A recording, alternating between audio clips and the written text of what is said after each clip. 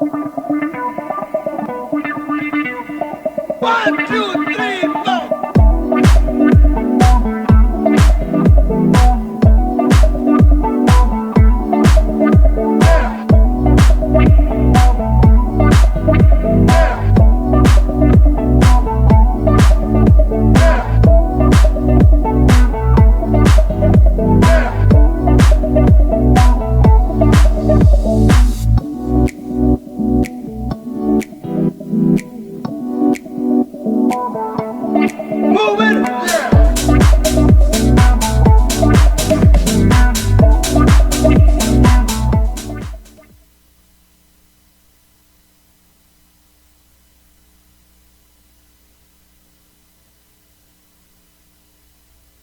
Tenemos una conferencia muy especial para todos ustedes que será impartida por el doctor Carlos Andrade Mosqueda.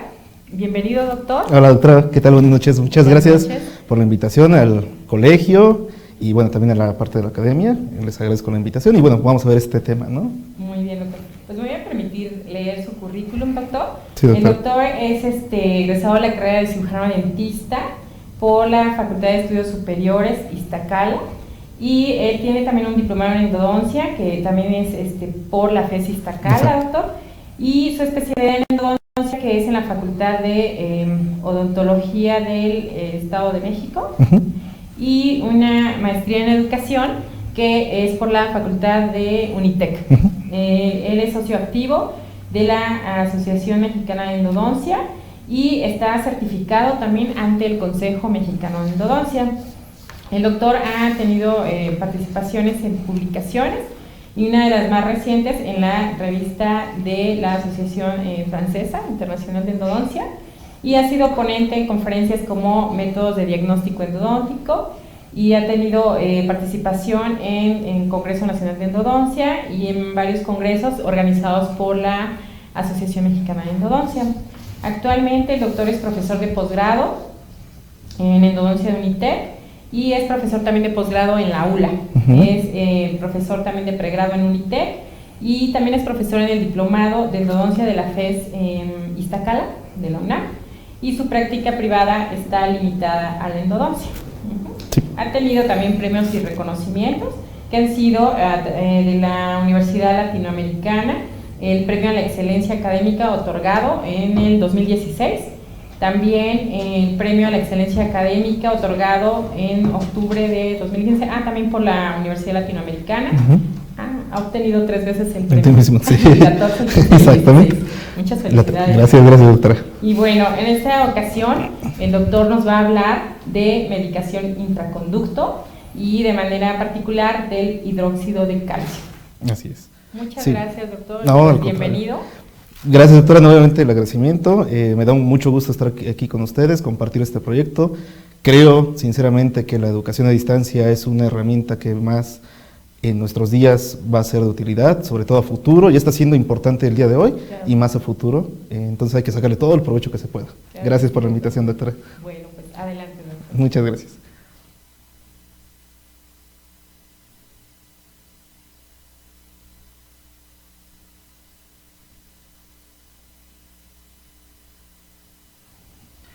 Bien, buenas noches. Nuevamente agradecer aquí la invitación a la doctora Ana y al Colegio Nacional de Cirujanos Dentistas. Esta vez o esta ocasión vamos a tocar el tema de medicación intraconducto, más en específico medicación intraconducto enfocados a lo que es el hidróxido de calcio. Este tema en particular es uno de los que en endodoncia causa controversia, un poquito de discusión, sobre todo en el aspecto de si, cuándo se va, primero, si se va a utilizar o no medicación intraconducto, si es viable utilizar o no medicación intraconducto. Una vez que se ha optado por colocar medicación intraconducto, surgen las preguntas: ¿qué medicamento es el más idóneo para este apósito entre citas, ¿no? Entonces ahí surgen una infinidad de medicamentos a lo largo de la historia. Ahorita vamos a aterrizar solamente sobre el hidróxido de calcio, más en específico. En la primera parte revisaremos los antecedentes históricos como de la medicación para darnos un panorama de todo lo que se ha usado, a todo lo que se le ha colocado al conducto, y aterrizaremos ya después a lo que es el hidróxido de calcio para verlo más en específico, ¿no? Bien, entonces vamos a iniciar con la presentación. Esta frase me gusta colocarla antes de iniciar ya de lleno la presentación. Esta frase se recopila del Dr. Schilder, aunque no es exclusiva, o digamos que varios de los grandes en endodoncia también concuerdan con estos conceptos, ¿no? Y la frase dice: es más importante lo que retiramos del conducto que lo que colocamos en él. Esta frase, como les comentaba, me gusta ponerla porque, a pesar de que la plática va mucho enfocado a lo que es, qué le colocamos al conducto, si el eugenol es mejor, si el formocresol, si el hidróxido, siempre hay que tener en mente que el principal objetivo o una de las principales, soluciones a la patología pulpar y periapical es lo que removamos del sistema de conductos, es decir, remover el tejido que está inflamado o remover el tejido que está ya invadido e infectado. Entonces, a pesar de que hablemos de colocar cosas dentro del conducto, siempre hay que mantener nuestra mente en que lo importante va a ser lo que retiremos de él, ¿sale? Entonces, avancemos ya con la presentación como tal. Para iniciar esta situación de la medicación intraconducto, lo primero que tenemos que enfocarnos es en evaluar cuál es el problema, o sea, ¿por qué tendríamos que colocar una medicación intraconducto? Bueno, esta medicación intraconducto nos va a ayudar para resolver ciertas patologías que tenemos, ciertas entidades patológicas que podemos llegar a encontrar en nuestros diagnósticos endodónticos. En ese sentido tenemos que retroceder un poco y ver cuál es el origen de la enfermedad pulpar y periapical. Este origen es, en cierto sentido, una descripción de la historia de la enfermedad, digamos. Aquí en el primer diagrama vemos la infección como tal que conocemos, que es la caries, y va avanzando desde la parte coronal hacia lo que serán nuestros tejidos periapicales. Esa será la historia de nuestra patología. Vayamos avanzando. Una vez que se ha contaminado la parte coronaria, hay destrucción, invasión de tejidos duros, hasta que llega a lo que es el sistema de conductos como tal. Invade la pulpa, la infecta, y esta pulpa se empezará a necrosar en sentido apical. Y es ahí como ya se da esta infección, avanzando desde corono hacia apical.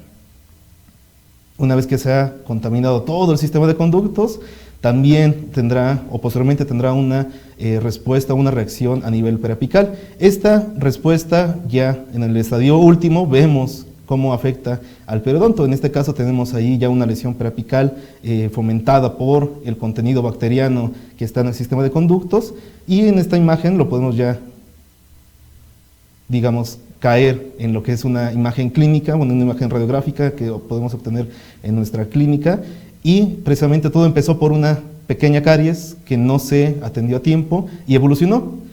Con el paso del tiempo podemos llegar a esta situación. Entonces, caemos en que la principal etiología de la patología o de la enfermedad pulpo-periapical van a ser las bacterias. Tenemos otros dos factores etiológicos para la enfermedad pulpar y periapical. Uno de ellos es el factor químico. Hoy en día el más famoso es nuestros blanqueamientos. Los blanqueamientos ocasionan un daño pulpar, en algunos casos reversible, en otros casos irreversible, pero ese es un ejemplo de una agresión química. La otra etiología también importante son los traumas, o más bien la etiología física, que son los traumas dentales, ya sea por algunos golpes, caídas, o incluso también traumas dentales por bruxismo, que también es un ejemplo muy común. Eso va a ocasionar que también pueda existir enfermedad periapical. Entonces tenemos tres etiologías: la física, la química, y la más importante por su, grado de importancia y grado de prevalencia, es la bacteriana, que es precisamente lo que estamos describiendo aquí en esta diapositiva, como desde una caries avanza hasta una enfermedad ya periapical. En ese sentido, estos van a ser nuestros principales enemigos en la terapia endodóntica y la principal etiología, como ya habíamos comentado, de la enfermedad pulpar y periapical. Las bacterias, los microorganismos, ellos son los que vamos a estar siempre teniendo en mente a la hora de hacer nuestro tratamiento de conductos. ¿Qué tenemos que hacer una vez que ya identificamos cuál es la etiología de la enfermedad pulpar y periapical? Hay que eliminarla. Una vez eliminada el agente causal, la patología tendrá que solventarse, tendrá que regresar por medio de una curación a su estado normal. En ese caso, nosotros, ¿qué herramienta tenemos para ello? Bueno, es nuestro tratamiento de conductos, el cual se compone de varios elementos, sobre todo estamos pensando en lo que es limpieza, que son factores químicos como la irrigación, en la medicación intraconducto, y herramientas mecánicas, que es nuestra instrumentación, preparar bien este sistema de conductos para poder eliminar la etiología. Ahora, el último elemento va a ser la obturación. La obturación también es fundamental, ya que al día de hoy o actualmente no poseemos los medios para lograr erradicar todo el contenido bacteriano del sistema de conductos. En ese sentido, la obturación también nos va a ayudar para evitar que aquellas bacterias que están remanentes reciban nutrientes de la zona preapical, reciban fluido que pueda mantenerlos con vitalidad y que los pueda mantener para que se reproduzcan. Entonces, una buena obturación también nos va a asegurar que estas bacterias ya no reciban cómo nutrirse. Esta imagen también es interesante. Esta imagen es interesante porque muchas veces es la que encontramos en los libros de texto. Afortunadamente ya no tanto, pero sí, si revisamos un poquito hacia atrás, esta imagen sería muy común encontrarla. No son descripción anatómica del sistema, bueno, de los conductos en ese entonces, y lo que nos describía era una cámara pulpar amplia. Si se dan cuenta, podemos observar que hay unos conductos también bastante amplios, redondos, el foramen muy grande, ¿no? Y ni siquiera tenemos curvaturas, incluso el mesial se ve bastante recto. Esas eran como las imágenes clásicas de la descripción de la anatomía de conductos. Es algo que afortunadamente ya está cambiando, porque esto también nos llevaba a cometer errores en cuanto a la percepción de qué nos estamos enfrentando, ¿no? Aquí se hace ver como que el sistema o la anatomía es muy sencilla. Fácilmente se puede pensar, una buena limpieza, puedo entrar bien a mi cámara, puedo irrigar de forma adecuada, una buena instrumentación, no pasa nada. Sin embargo, la anatomía es otra. Aquí vemos ya una imagen real. Esta imagen es de tomografía, microtomografía. Vean lo intrincado que es la anatomía. Es igual un molar inferior, y observen cuáles son la disposición de estas raíces, ¿no? Por eso el término actualmente es sistema de conductos, ya no son conductos radiculares, es un sistema de conductos. Observen en la raíz mesial, por ejemplo, cuántos ismos más bien cuántos conductos laterales tenemos acá. Eso sin contar los ismos. Por ejemplo, este fragmento o este segmento del sistema jamás lo vamos a lograr tocar con las limas, ni siquiera tal vez con el irrigante, porque está en una posición muy... gracias por el acercamiento. Aquí está lo que les comentaba. Aquí no vamos a poder entrar de forma convencional a este conducto. Surge la necesidad, o más bien surge aquí el problema. Entonces, si esto está contaminado, ¿cómo vamos a eliminar a estas bacterias? ¿Cómo las vamos a poder neutralizar? Y no solo las bacterias, porque hay que recordar que las bacterias no son las que forman la lesión preapical. Hablando en este caso de patología preapical, el organismo es el que crea, en un intento de defensa, para que precisamente no salgan o no invadan bacterias en la zona preapical, el organismo empieza con sus clastos a destruir hueso para que no avancen las bacterias. Y esta activación de los clastos se da principalmente por las toxinas que generan las bacterias. En la mayoría de los casos, las bacterias no se encuentran fuera en una lesión preapical. Si vemos una lesión preapical y la pudiésemos ver con ojos de histólogo o con un corte histológico, veríamos que no hay bacterias, o en la mayoría de los casos no hay bacterias. Solamente lo que estimula al organismo a que cause esa reacción son las endotoxinas, hablando tal vez un poquito de LPS, que son lipopolisacáridos, y otros en particular, ¿no? Obviamente si es una cuestión ya aguda, un absceso apical agudo, ahí sí habrá bacterias, celulitis, pero en lo general, si vemos esa imagen que captamos al principio de una lesión preapical, ahí en ese sentido no habrá bacterias, pero sí hay toxinas que están estimulando eso. ¿Y de dónde vienen esas toxinas? Del sistema de conductos, que sí está contaminado por bacterias y a las cuales habrá que destruir o por lo menos eliminar esas toxinas que no lleguen a la zona preapical. Vean entonces lo importante que es la anatomía. Estas imágenes son interesantes, son muy didácticas, y les recomiendo un poquito estas imágenes son de un grupo brasileño, algunos autores o doctores que encabezan el proyecto, es el doctor Berciani, el doctor Pécora, que se dedican a hacer un análisis tomográfico de cada uno de los segmentos o de cada uno de los grupos de dientes. En este caso, si ustedes entran al blog, este blog va a estar distribuido o digamos, por incisivo central superior, ustedes hacen clic en ese menú y les va a desplegar toda una serie de imágenes de tomografía de los incisivos centrales superiores. Y así está desglosado todo lo que es la dentición permanente. Es muy interesante. Después aquí les paso el link, si no se aprecia bien ahí, les paso el link para que lo tenga aquí el colegio y se los pueda hacer llegar. Veamos acá entonces. Esto sería uno de los grandes retos, ¿no? Tenemos esa anatomía intrincada y tenemos entonces que ahí van a quedar bacterias en aquellos lugares anatómicos en donde no podemos llegar. Básicamente una descripción de lo que estamos viendo a su derecha es un corte histológico de la región apical. Lo que vemos en tinción azul son bacterias y vean cómo en este conducto lateral tenemos bacterias en esta zona. Aquí va a ser imposible que nuestra lima llegue, incluso que los irrigantes lleguen a esta zona. Entonces estaremos pensando que tal vez estas bacterias van a permanecer después de la instrumentación, después de la irrigación. Habrá que ver entonces cómo eliminarlas, cómo evitar que llegue nutrientes para que sigan reproduciéndose.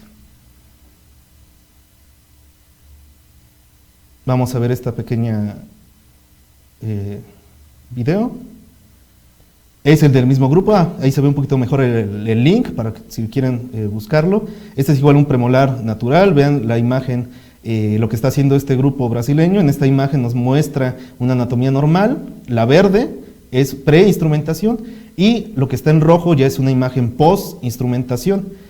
¿Qué quiere llegar a este concepto? ¿Qué quiere establecernos? Bueno, que todo aquello que permanece en verde no ha sido tocado por la instrumentación. Y vean la gran cantidad de tejido que aún tenemos sin que la lima haya tocado una sola vez esa superficie.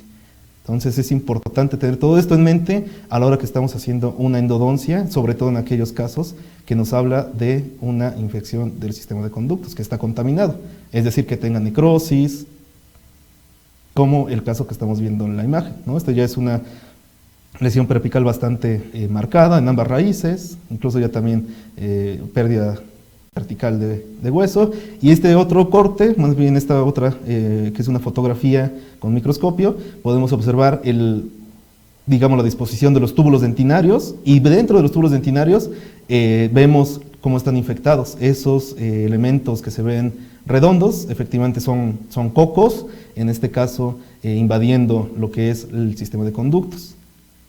Una imagen muy ilustrativa de lo que es, o a lo que nos enfrentamos en nuestra clínica día a día.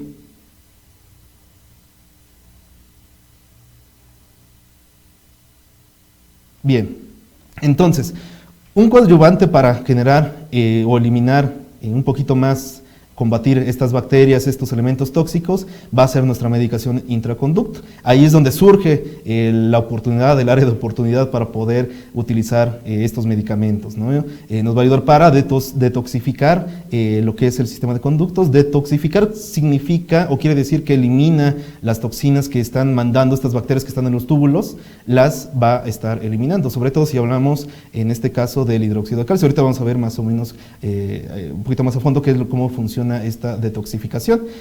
Una vez que se ha eliminado la salida de toxinas a lo que es el periápice, el organismo tendrá ahora la oportunidad de poder subsanar la patología en esa área, ¿no? De poder cicatrizar y recuperar su estado de salud, obviamente ayudados de un buen tratamiento de conductos con una buena obturación.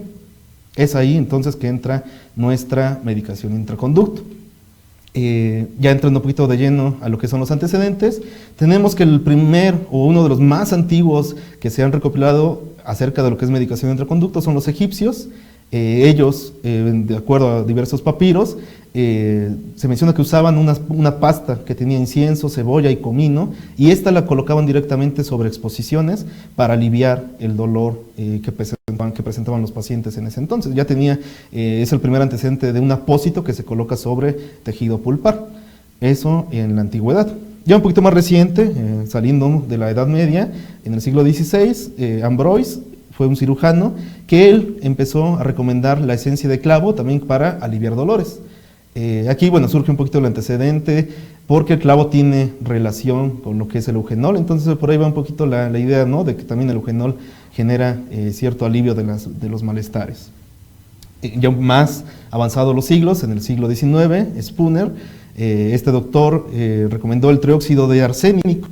Él generaba con su idea de que arsénico colocado sobre tejido pulpar podía generar una desvitalización y en ese sentido un alivio a las molestias que podían presentar los pacientes.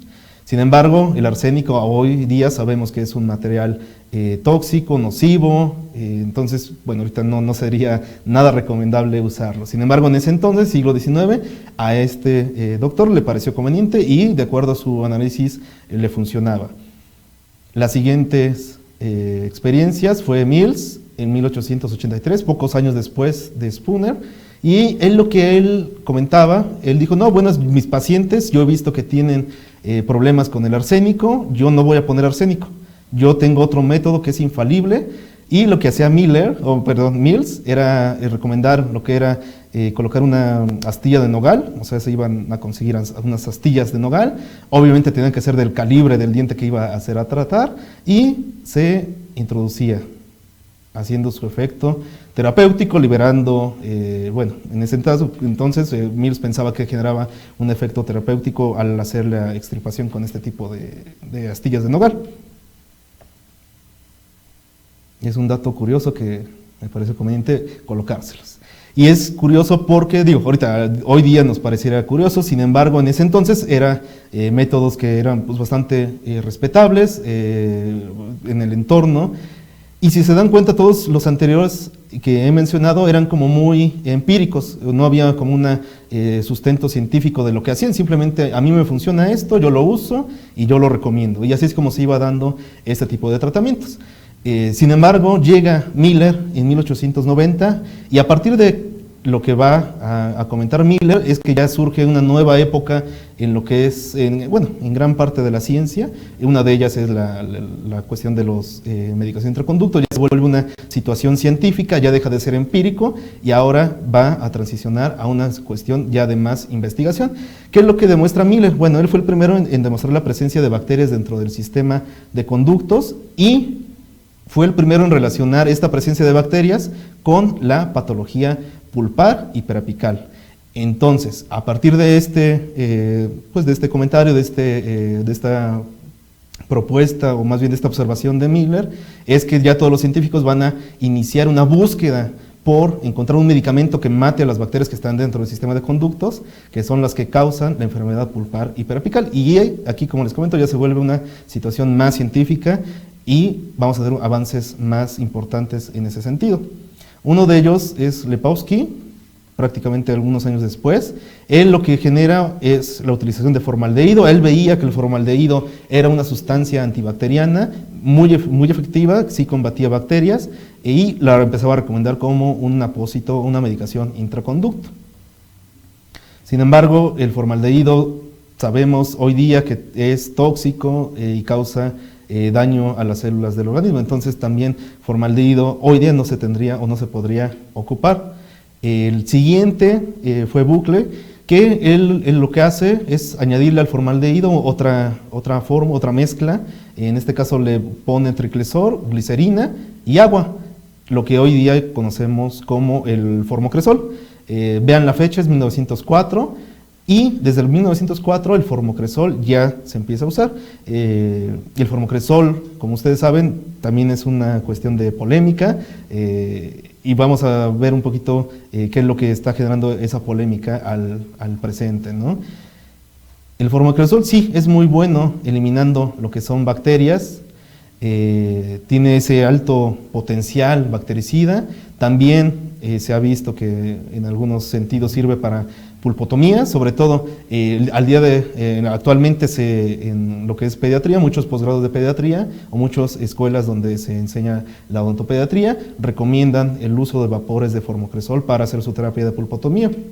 Por otro lado, hay otra línea, otra tendencia que estipula que el formocresol es un agente pues peligroso, es cancerogénico, en fin, citotóxico. Uno de esos estudios que avala o que como que limita un poquito el no usar el formocresol es el de Pashley. Este estudio, bueno, este doctor lo que hizo con su equipo, lo que hicieron fue evaluar la distribución que tenía el formocresol a través del organismo. Él lo que hace es con unos perros, él les hace pulpotomías, y después de que les hace las pulpotomías, a 5 horas, y otros intervalos de tiempo, los sacrifica y evalúa qué es lo que pasa a nivel histológico en lo que es hígado, riñón, y observa que sí hay en el grupo donde se hicieron más pulpotomías, hay fijación, más bien hay daño, hay fijación y hay daño en esas estructuras. Por ejemplo, aquí lo que nos muestra en la imagen,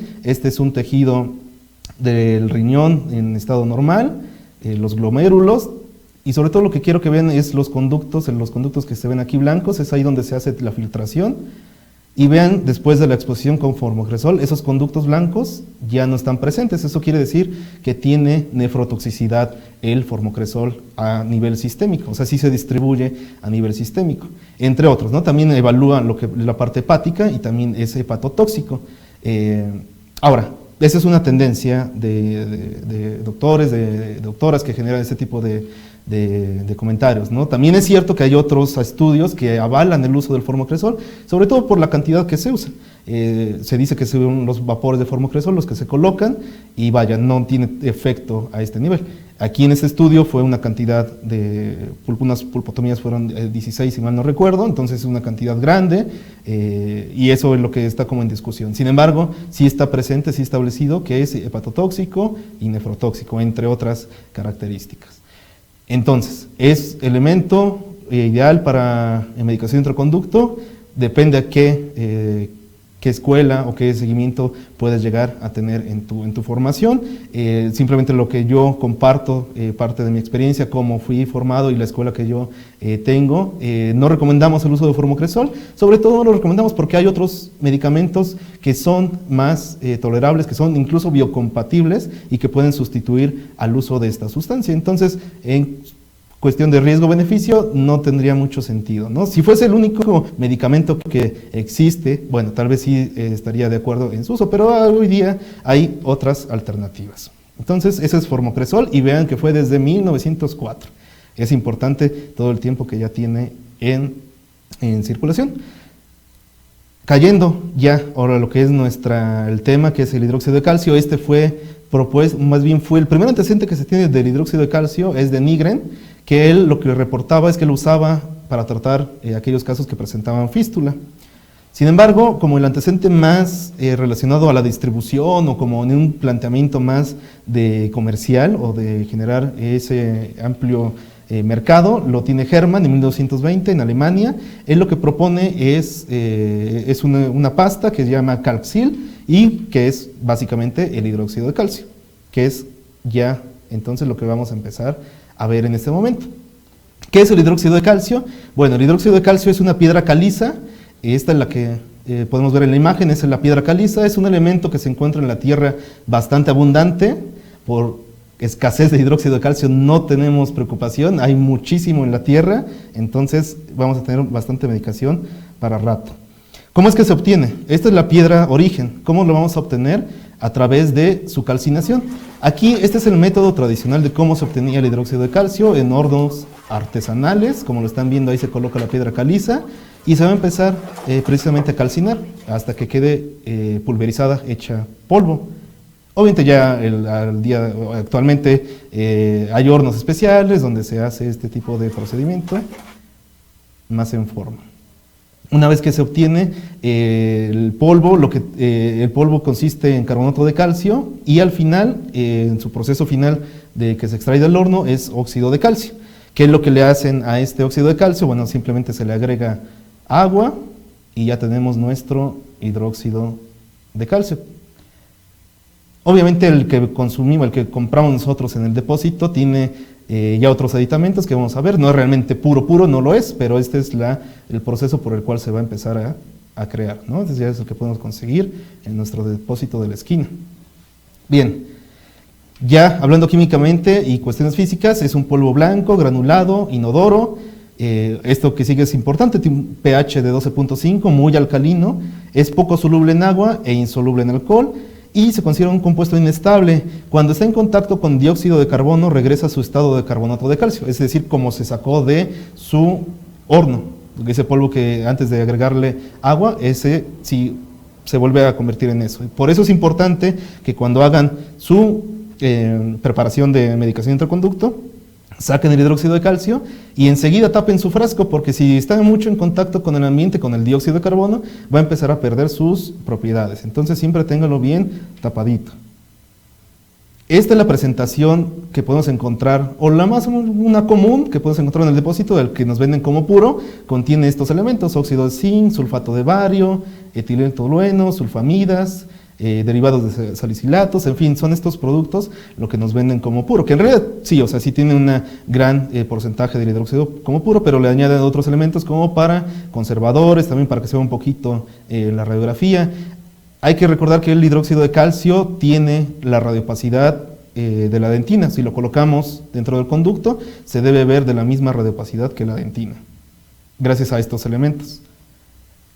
Esta sería una de sus características más importantes para nosotros en cuestión de medicación intraconducto, que es la capacidad de disociarse en dos iones calcio e iones hidroxilo. Esa es la cantidad que se va a disociar, casi es el 55 contra el 45.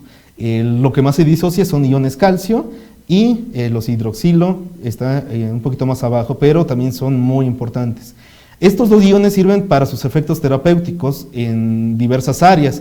Para lo que nos interesa a nosotros en la plática de hoy son los iones hidroxilo. Esos son los que nos van a interesar en lo que es el uso como medicación intraconducto. ¿Por qué nos va a interesar el ion hidroxilo más que el ion calcio?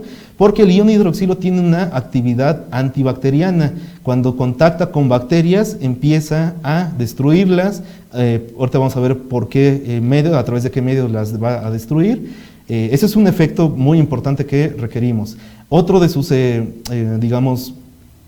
acciones va a ser la disminución de la actividad osteoclástica, es decir, que también fomenta a que el organismo empiece a reparar. En este caso, si hay una lesión, la va a empezar a estimular a que haya una reparación de esa zona. La siguiente, la que vamos a ver, la tercera, esta es la más importante en cuanto a medicación intraconducto. Hidroliza los LPS bacterianos, neutralizando su efecto. Esta situación es la que detoxifica el sistema de conductos. Entonces, los iones hidroxilo son los que nos van a ayudar a eliminar las toxinas de las bacterias. Los LPS son los más comunes, sobre todo de gram negativas, son las que producen estas toxinas. Los LPS se producen cuando las bacterias se reproducen, cuando empiezan a generar esa división celular.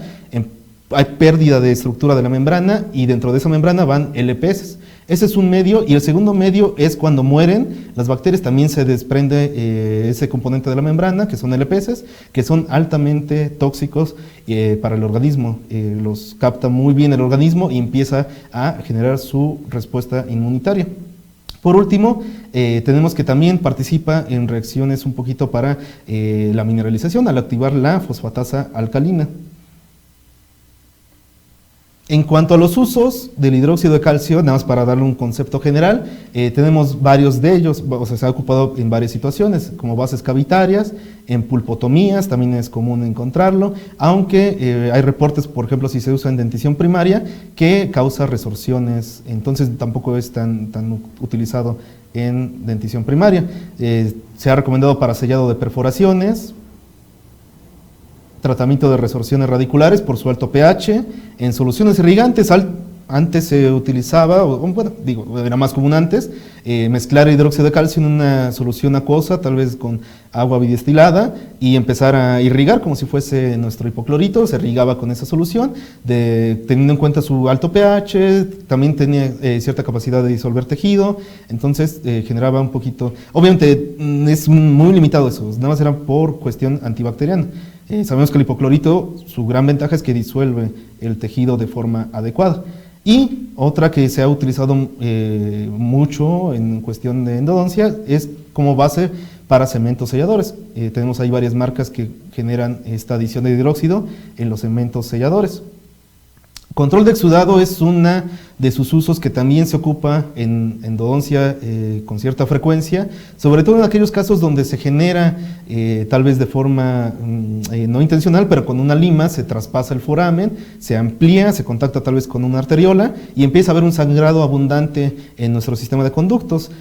A veces es difícil controlarlo con presión o incluso ni siquiera con la irrigación podemos llegar a solventar. Lo que hacemos Con el hidróxido en polvo lo colocamos en el conducto, lo compactamos hasta nivel apical y eso nos genera una barrera que va a controlar el exudado, ya sea por sanguinolento o purulento, también puede controlar este exudado.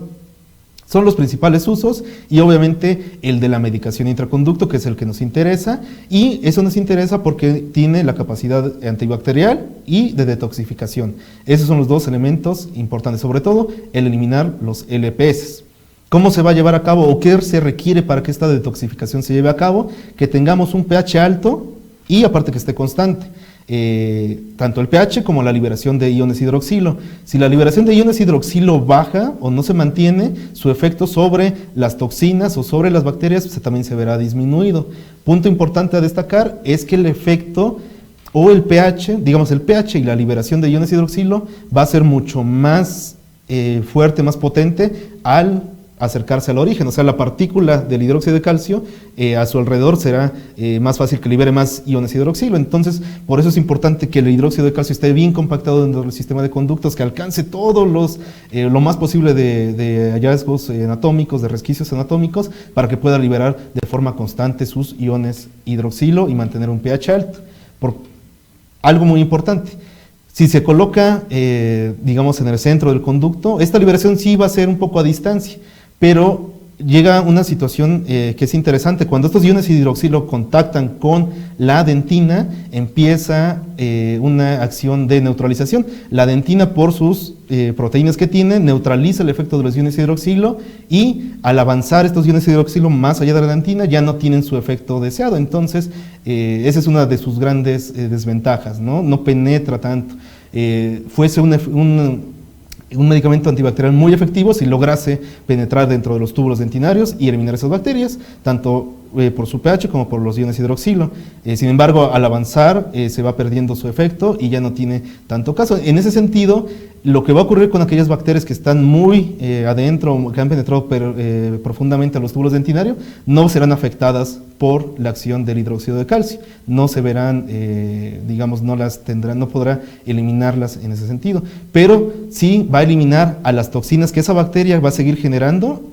Cuando salga la toxina al sistema principal, ahora sí, el hidróxido de calcio va a eliminar esa toxina y no va a dejar que llegue al periápice. Entonces, esa es la principal característica. Detoxifica todo el sistema de conductos y aunque haya bacterias alrededor en los túbulos que estén vivas y liberando sus toxinas, las va a contener y no va a permitir que lleguen a lo que es la zona periapical. Se comenta a algunos autores que para que tenga su efecto idóneo debe ser de 7 a 15 días que esté haciendo su efecto, que no se acabe su dotación de iones antes de eso, o que mantenga su pH también antes de eso. Los iones hidroxilos son los que le dan el pH tan alcalino al hidróxido de calcio.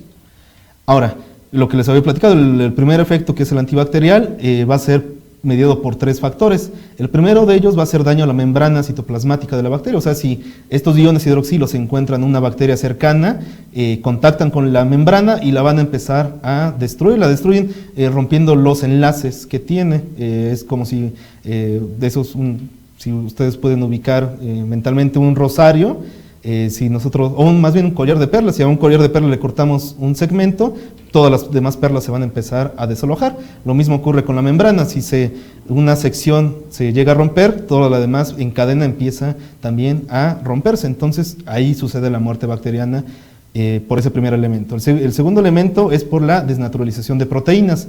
Esto evita que tenga metabolismo la bacteria y también fallas enzimáticas que a la larga van a provocar que también muera. El tercer elemento es un daño al ADN, que como vemos ahí en la imagen, bueno, es un esquema, ¿no? Realmente no es que se esté obteniendo de algún estudio, pero ejemplifica lo que ocurre cuando un ion hidroxilo contacta con el ADN bacteriano, rompe las cadenas que tiene este ADN y va a hacer que no se pueda tener funciones enzimáticas adecuadas, que no tenga funciones estructurales y en un último término que no se pueda reproducir de forma adecuada, entonces también va a morir. Son las 3 formas en las que actúan los iones hidroxilo sobre las bacterias. ¿Cuáles serían sus limitantes una vez que ya lo hemos considerado para su uso. Básicamente esta es la principal, que las bacterias están invadiendo profundamente los túbulos dentinarios, están colocadas ahí en las profundidades y no va a llegar el medicamento a esa zona. Otra, que no dure lo suficiente para que detoxifique el sistema de conductos, principal, y una más es la acción buffer de la dentina. Aunado a ello, hay unas bacterias que son resistentes a la acción, aunque estén en contacto directo con el hidróxido de calcio no les afecta en gran medida. Pueden sobrevivir a pesar de que estén en contacto con él. El más famoso es el Enterococcus fecalis, también Candida albicans, se ha visto que tiene esta resistencia a la medicación intraconducto. Son limitantes que vamos a tener en nuestro uso clínico, ¿no? Aquí vemos más bacterias escondidas, enterococos, ahí en los istmos. Vean acá cómo hay otras dentro de los túbulos dentinarios.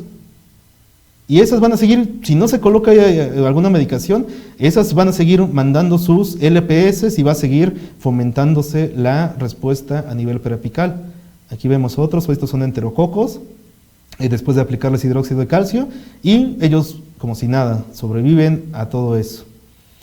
Bien. Una vez que ya sabemos estas características generales, ¿en qué casos vamos a ocupar el hidróxido de calcio? Bueno, básicamente vamos a descartar casos de vitalidad pulpar. Aquellos diagnósticos que tengan vitalidad pulpar no tendría ningún sentido colocar hidróxido de calcio si pensamos que tiene estas dos acciones o lo queremos para estas dos acciones. Aquí no tendría sentido porque no hay bacterias en diagnósticos de vitalidad, al menos que nosotros la lleváramos en nuestro procedimiento, ahí sí se infectaría, pero en estado normal no tendría por qué haber bacterias en esa zona. En los casos de necrosis, también aquí hay una situación, en los casos de necrosis inicial, cuando va iniciando la necrosis, en ese proceso que vimos al inicio, que va invadiendo tejidos duros, que llega a la pulpa, que va apenas invadiendo en sentido apical este biofilm, o más bien este avance de microorganismos, lo que va a ocurrir es que las bacterias van a estar adosadas simplemente a la superficie de los túbulos. Esta es una imagen que muestra lo que estoy planteando. Esta es una necrosis inicial y ven cómo los túbulos, lo que estamos viendo a la izquierda, este es el segmento del sistema de conductos. Esta sería la pared dentinaria rumbo a lo que es el cemento, y ven cómo solamente los microorganismos, espero se llegue a captar bien en la pantalla, solo están en la parte superficial. ¿Qué va a pasar con estas bacterias? Pues con una buena instrumentación estaremos limpiando de forma adecuada lo que es nuestra dentina.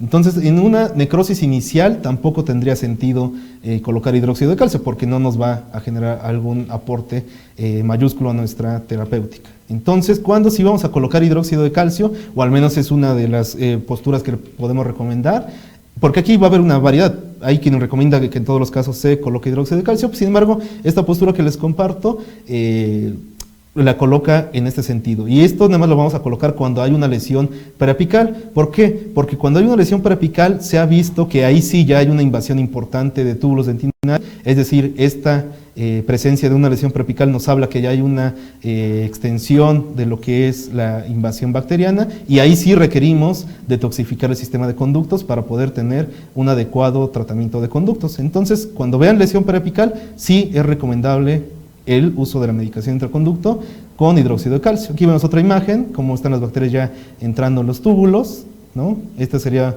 un poquito ya más avanzado en nuestra historia de la enfermedad. Y de acuerdo a algunos estudios, ya cuando vemos alguna lesión periapical, incluso pueden abarcar, o se ha encontrado que estas bacterias abarcan hasta un 43% de la longitud del túbulo dentinario, o sea, invaden casi la mitad del túbulo, si no es que más. Y en ese sentido, una limpieza con una instrumentación sería imposible porque estaríamos ampliando demasiado nuestro foramen. Aquí vemos nuevamente imágenes que son muy interesantes. Me agrada mucho colocar esto porque básicamente a veces platicamos mucho de las bacterias, de la infección, de los túbulos, y hasta que no las conceptualizamos bien o en una imagen captamos de lo que hablamos, ¿no? Este es uno de los principales problemas, cómo están también adaptados estos organismos a el medio ambiente, que pueden sobrevivir incluso a la irrigación, a la instrumentación. Aquí realmente sí, lo que les comento a mis alumnas y alumnos, lo importante, o más bien hay que darle el crédito a estas bacterias porque han sobrevivido a un proceso evolutivo y adaptativo bastante importante para poder ser capaces de llegar a esto. Entonces, cuando nos enfrentemos a alguna de ellas, siempre hay que hacerlo con respeto, porque han tenido millones y millones de años de evolución para poder causarnos este tipo de situaciones. Entonces, bueno, ya nada más para resumir, ¿por qué vamos a usar el hidróxido de calcio? Porque va a hidrolizar la porción de lo que es el lípido A, de los LPS, de las toxinas bacterianas, y también en un segundo sentido actúa como una barrera física para por aquellas bacterias que quieran salir de entrecitas al sistema principal, pues no lo haga, porque en cuanto salgan tendrán que enfrentarse ahora sí a los iones hidroxilo y ahí sí las elimina. Entonces son nuestras principales características de uso. Respecto a lo que son los vehículos, ¿cómo lo vamos a mezclar también? Aquí hay una serie de cuestionamientos, hay una serie de características, diversas escuelas manejan, cada quien tal vez una postura, yo manejo otras escuelas manejan otro, viscosos, acuosos, ahorita vamos a ver un poquito de ellos. Lo que es importante ubicar, por ejemplo, lo que nos dice Fava, que es un autor que ha investigado esta circunstancia del hidróxido de calcio y sus vehículos, él nos da unas características ideales. La primera de ellas es que tenga o que nos permita una gradual y lenta liberación de iones. En segundo aspecto, debe disminuir la solubilidad por fluidos tisulares, o sea que no se lo lleve tan fácilmente los fluidos tisulares, y tampoco interferir en la inducción de tejido duro. Serían como características idóneas del vehículo. Ahora, la división de nuestros vehículos va a ser en acuoso, viscoso y aceitoso. Tenemos este esquema, que ahí vienen las principales, o algunas de las que les traje como ejemplos de vehículos que podemos usar. Los acuosos son los más famosos, los más accesibles que podemos tener en la clínica, solución salina, agua destilada, anestesia, incluso hipoclorito también se ha investigado ya y tiene buenas características. ¿Para qué va a servir los vehículos acuosos? Los vehículos acuosos, cuando se mezclan con el hidróxido de calcio, tienen una liberación de iones muy importante, muy rápida. Básicamente aquí tal vez el ideal depende qué vayas a hacer con el hidróxido de calcio o en qué terapia lo vayas a ocupar.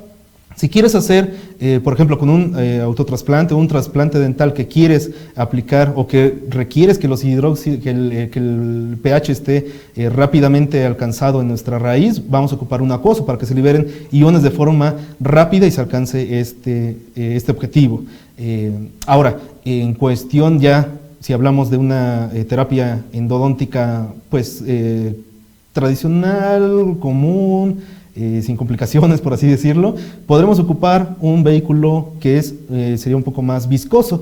¿Viscoso por qué? Porque libera, o de acuerdo con Fava, libera iones hidroxilo de forma más continua, más constante, y eso nos da una seguridad de que podemos detoxificar el conducto en el tiempo entre citas. El más común entre lo que es los viscosos es el propilenglicol, también está el polietilenglicol, que son elementos que podemos encontrar en diversas áreas, ¿no?, de medicina y también en otros aspectos de la industria. Por ejemplo, el propilenglicol lo podemos encontrar en estas gotas oftálmicas, sin embargo, este tiene propilenglicol y polietilenglicol, que es puede ser como más, también puede ser benéfico en nuestro vehículo. Sin embargo, estas gotas están en el rango de 350, 400 pesos más o menos. Es un poquito elevado para la cantidad que tenemos. Una propuesta es que pueden ir a farmacias especializadas, piden propilenglicol, les dan su medio litro, un cuarto, a lo mucho 60 pesos, y ya tienen una dotación importante para todo el año. Esos son los viscosos. Ahora, lo que son los aceitosos, esos también, al ser aceitosos, también tienen una liberación mucho más prolongada de lo que son los iones hidroxilo, y mantienen el pH también más a través del tiempo. Sin embargo, la desventaja es que al intentar removerlos quedan muy adheridos, es difícil la remoción, en fin, no se recomienda mucho porque bloquea ahora lo que es los túbulos que podemos, limpiarlos de forma adecuada, no lo vamos a lograr. Estos aceitosos se ocupaban un poquito más para protocolos de apicoformación, cuando eran con hidróxido de calcio durante mucho tiempo, muchas citas, se podían llegar a ocupar. Básicamente lo que podemos recomendar es propilenglicol para una situación entre citas normales en endodoncia, ¿no? ¿Por qué el propilenglicol? Bueno, porque tiene una gradual y lenta liberación de iones hidroxilo, tiene acción antibacteriana que también es importante, y ahorita vamos a ver un par de estudios que nos hablan acerca de otros elementos, ¿no? Ahorita los vamos a checar. Otra situación importante es que es fácil manipulación y también fácil remoción, realmente no se requiere mucho para eliminarlo. La consistencia también que tiene con el propilenglicol, el hidróxido de calcio, es más firme, entonces se puede decir que tiene estabilidad dimensional mejorada que a comparación de los acuosos. Estos son los artículos. Este es uno importante del doctor Silva Herzog. Él es doctor mexicano, el posgrado, está en el posgrado de la Autónoma de Nuevo León, y él tiene perdón, ahí me equivoqué con el posgrado, es en San Luis, ¿verdad? San Luis, sí, una disculpa. Bien, el doctor Silva Herzog generó este estudio en el cual vemos cómo la liberación de iones se lleva a cabo a través de diversos periodos de tiempo, 24, 7, 15 y 30 días, evaluando precisamente lo que es el pH, y él lo que en sus conclusiones muestra es que el propilenglicol es el que mantiene esa escala de pH, de liberación de pH, durante más tiempo, ¿no? Incluso hasta los 30 días es el que más mantenía el pH. Entonces, en ese sentido, nos da confianza de que sí mantiene de forma constante nuestra alcalinidad dentro del sistema de conductos. El otro es un estudio de Cruz, de Cota, y este estudio es interesante o es importante porque nos marca el grado de difusión que puede llegar a tener el propilenglicol a través de los túbulos dentinarios. Veamos la imagen de la izquierda, si se alcanza a apreciar lo gris. Bueno, para empezar a explicar un poquito el esquema o la imagen, son cortes longitudinales, lo que estamos viendo en negros es sistema de conductos, y lo blanco, lo que se ve como gris, es la dentina. Ahora, lo que ven a su izquierda, que está prácticamente todo marcado como en gris, eso es lo que penetró el propilenglicol cuando se utilizó como irrigación. Y vean que abarcó prácticamente casi toda la dentina. Por ahí hay algunos elementos blancos, que es donde no entró el propilenglicol a través de los túbulos dentinarios. El otro elemento, el de la derecha, es uno que se usó con solución, con un acuoso, y vean cómo no penetró tanto, ¿no? Y básicamente lo blanco es lo que está sin tocar por la solución. Entonces, otro elemento importante del propilenglicol es que difunde de forma importante a través de los túbulos dentinarios. En ese sentido, puede que nos lleve algunas partículas de hidróxido de calcio hacia la zona de los túbulos dentinarios. Ok, bien, aquí básicamente ya resumí, bueno, más bien para aterrizar la última parte, va a ser cómo lo vamos a llevar al sistema de conductos. Van a ser diferentes técnicas, léntulo. También tenemos la técnica con lima, puntas prefabricadas, compactadores y a través de inyección, son como los principales. El primero de ellos, el léntulo, es este aparato, bueno, es este instrumento, es muy común, yo creo que ya lo conocemos ampliamente, bueno, está ampliamente ubicado en nuestro país, y este simplemente es un elemento giratorio que nos va a estar proporcionando la dispersión del hidróxido de calcio a través del sistema de conductos. Ahí está el giro, cómo va a funcionar, y lo que se va a hacer es la mezcla del hidróxido de calcio, se coloca en el diente. Digo, este es un ejemplo de cómo se podría llevar, una de las formas en cómo se lleva a cabo, ¿no? Se hace accionar y por la misma acción que tiene el léntulo lo va a proyectar hacia la parte apical, generando una buena colocación dentro del mismo, ¿no? Eso yo creo de los más comunes que podemos encontrar, el de hidróxido de calcio. El siguiente va a ser por medio de inyección. Ya hay algunos sistemas como este que estamos viendo acá, es igual, una jeringuita, está ya contenida dentro de la jeringa esta mezcla de hidróxido de calcio y por medio de proyección a través de inyección se va a estar colocando. Este video no es de hidróxido de calcio, es de un cemento endodóntico, pero me pareció agradable colocárselos porque prácticamente es lo mismo. Así es como funciona la colocación de hidróxido de calcio. Simplemente se hace la medición 1 o 2 milímetros antes de lo que es conductometría, se lleva al conducto y se empieza a depositar. Obviamente hay que captar que vamos a ir subiendo nuestra aguja conforme lo vamos depositando, porque si nos quedamos en esa misma posición, pues va a ocasionar que nada más va a estar proyectándose hacia la zona apical, y si es un foramen que está un poquito amplio, pues va a estar extruido en esa zona. Entonces siempre hay que controlar que se vaya subiendo el medicamento. Este elemento es bueno, es interesante porque te genera como la idea de que lo puedes llevar a la parte apical. Ahí vemos cómo se está proyectando. Insisto, este es un cemento, no es el hidróxido, pero esa es la forma en como quise yo mostrarlos para que lo vieran, cómo es que también funciona el otro, ¿no? Tiene ese tipo de funcionamiento. Bueno, básicamente ya va a estar arriba, cómo va a llegar. Vamos a ver el siguiente elemento, que es bueno, antes de avanzar a eso, esto sí es importante, es lo que les comentaba. Si no tenemos el control de esa inyección, vean lo que puede llegar a pasar. Hay una extrusión ahí importante de hidróxido de calcio hacia la zona periapical, por no tener un buen control de nuestra colocación, ¿no? ¿Qué va a ocasionar a nivel periapical en este caso? Pues sí va a ocasionar una irritación. Obviamente se va a reabsorber, pero sí le va a causar un daño. Depende de en dónde se vaya a extruir, es el daño que puede ocasionar. Si se extruye dentro de un área cercana, como vemos aquí, de lo que es el dentario inferior, también va a ocasionar, incluso puede causar parálisis, otro tipo de afecciones ya más de consideración, ¿no? Vean cómo todo lo blanco es la extrusión del hidróxido de calcio por no tener una adecuada, una colocación adecuada cuando se llevó a cabo. Aquí vemos otra imagen, otro video, cómo lo colocaron, tenía fístula, tenía un tracto fistuloso el paciente, y ven cómo salió el hidróxido de calcio a través del tracto fistuloso.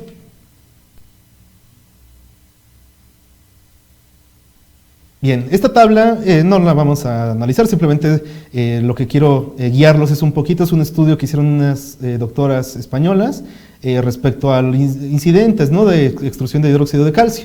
Acá lo que nos marcan, uno de sus datos importantes, porque evalúan edad, evalúan qué diente es el más afectado, pero el que quiero ahorita dirigirlos es un poco al que los accidentes más comunes fueron, con qué tipo de técnica fueron los accidentes más comunes, y ellas nos arrojan los resultados que fue inyección y a través del léntulo.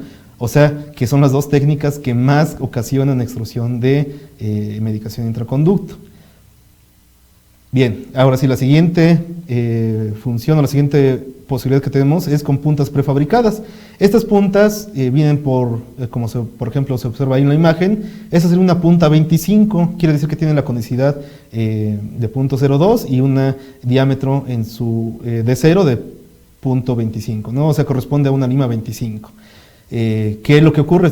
Toman la punta y la llevas a tu conductometría con esa medida. Es decir, si yo acabo mi instrumentación a por ejemplo, un premolar lo acabo a 50, y voy a colocar la punta, en su caso, una punta 50 de hidróxido de calcio, y la idea es que ajuste firmemente, que ajuste bien, para que esté liberando a través del tiempo sus iones de hidroxilo y mantenga un pH. Sin embargo, también el ajuste no es tan adecuado. Sabemos ya, como vimos, la anatomía no es redonda, ni siquiera o sea, la gran mayoría de los conductos ni siquiera son redondos, entonces también tiene ciertas desventajas, ¿no? No se adosa también a los ismos que pudiésemos encontrar.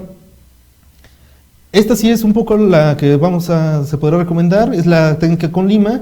Diversos autores, incluso entre ellos Estrella, mencionan que tiene la misma eficacia en cuanto a colocación que el léntulo, no hay diferencia importante, significativa. Entonces la lima es indicada, es segura, y lo que va a ocurrir es que vamos a llevarla vamos a dosar nuestro medicamento, lo vamos a colocar en la entrada, o lo podemos llevar con la lima y a empezar a girar en sentido contrario a las manecillas del reloj. El video lo están haciendo con una técnica en sentido un octavo a la derecha, un octavo a la izquierda, pero lo que recomendamos es un giro que sea en sentido contrario a las manecillas del reloj, y ese giro, como el léntulo, va a estar proyectando el hidróxido de calcio a las zonas más apicales. Por último, tenemos la cuestión de los compactadores, que también es una muy viable en ese sentido, y aquí vamos a ver que tenemos estos compactadores verticales, simplemente vamos a hacer nuestra mezcla de hidróxido de calcio, la llevamos al conducto a la entrada y con el compactador medido, en este caso 1 milímetro antes de conductometría, lo vamos a empezar a empacar y así subir hasta que esté bien compactada nuestra mezcla de hidróxido de calcio en el conducto y tengamos la certeza que está bien colocada. Y así es como debiésemos ver la colocación del hidróxido de calcio. Es en la primera imagen de la izquierda, la A, tenemos el diente que va a ser tratado con hidróxido de calcio. En la derecha, en B, vemos cómo ya se pierde la silueta o la imagen del conducto. ¿Eso por qué? Porque como se había comentado, el hidróxido de calcio tiene la radiodensidad, la radiopacidad de la dentina. Entonces, una buena colocación de hidróxido de calcio se debe ver en ese sentido. Es decir, que se pierda la continuidad del conducto. Y bien, básicamente sería la descripción de lo que es el hidróxido de calcio como medicación entre conducto y sus características principales. Realmente es un tema interesante, muy cercano a nosotros, ¿no? Porque siempre nos vamos a enfrentar a este tipo de pacientes con órganos dentarios ya infectados, entonces va a ser una herramienta de la que podemos disponer para tener un adecuado tratamiento de conductos. Y sería por mi parte todo. Les agradezco mucho su atención y espero les haya servido esta pequeña plática para su consulta. Gracias.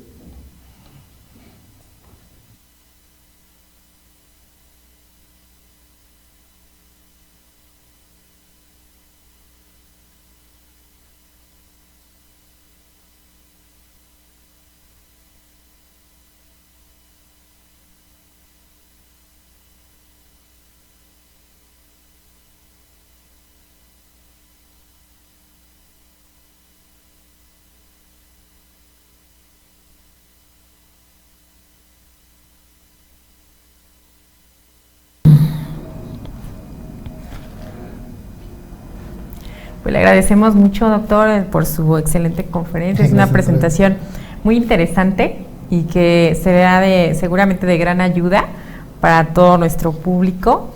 Y pues siempre es importante ver esta situación de medicación debido a toda la situación que presentan las personas que están a lo mejor a favor de ella y personas que pues no la utilizan. Entonces los datos que nos ha presentado pues son muy interesantes porque nos están validando el efecto de este hidróxido de calcio y que podríamos utilizar y nos funcionaría pues en nuestra práctica diaria. Claro que sí. Sí, básicamente era como, aquí sí hay tendencias, ¿no? Hay quien lo usa, quien no lo usa, pero hay que identificar si lo vamos a usar, cuándo sería lo indicado, ¿no? Claro que sí. El uso de ese. Sí. Pues al contrario. Espero les haya servido. Claro. Mire, doctor, hay algunas preguntas sí. Y bueno, también unas felicitaciones.